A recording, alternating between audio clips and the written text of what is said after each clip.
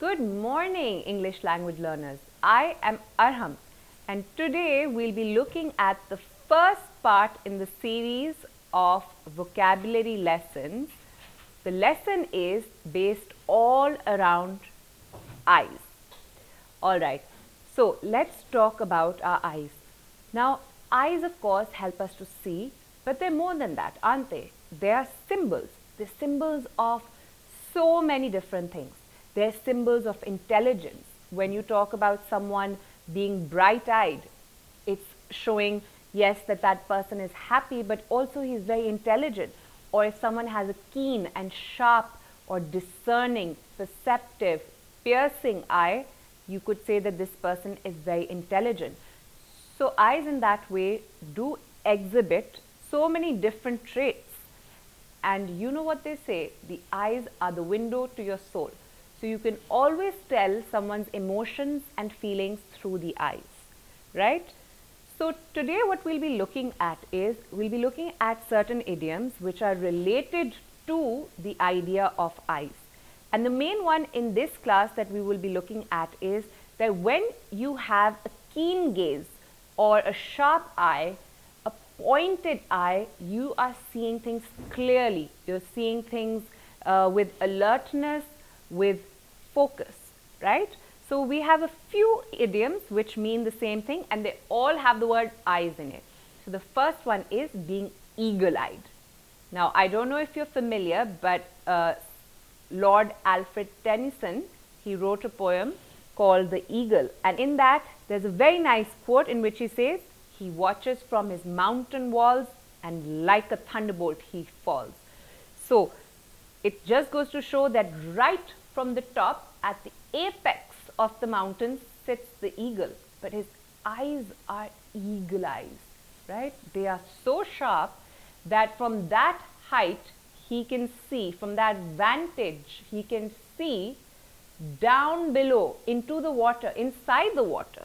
He can see inside the water, which usually is murky and not very transparent, right? So he can see inside it, and he grabs his prey from up over there. We also have another idiom which is called keep your eyes peeled. So what this implies is keep your eyes sharp, or be attentive, be watchful, be wary, right? So usually if I peel my eyes, I'm pulling them as back as possible, thus showing more of the eye area. And in that sense, it just, is perhaps giving the impression that I'm more alert and more on guard about the situation. Here's another one, be all eyes.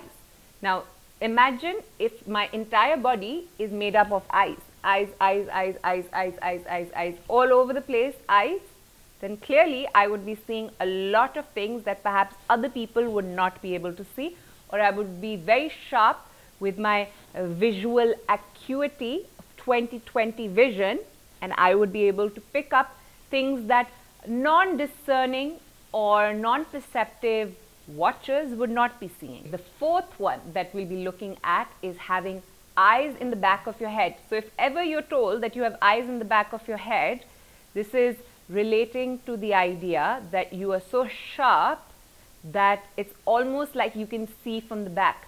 Many birds, many animals, many insects do have eyes either at the back of their heads, or they have necks that swivel all the way, and so their eyes over here move this way. Many animals and birds and insects have eyes which are on the sides of the head, so one here, rather than right here.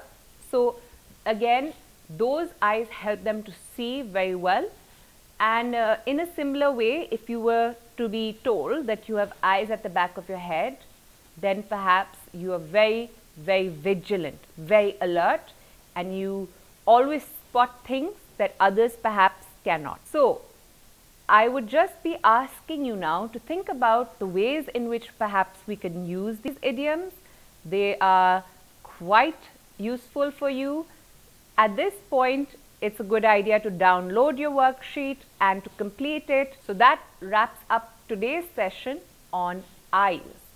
So next session I will see you again, and we'll pick up from where we have left off here. I'll see you next time. Bye bye. Take care.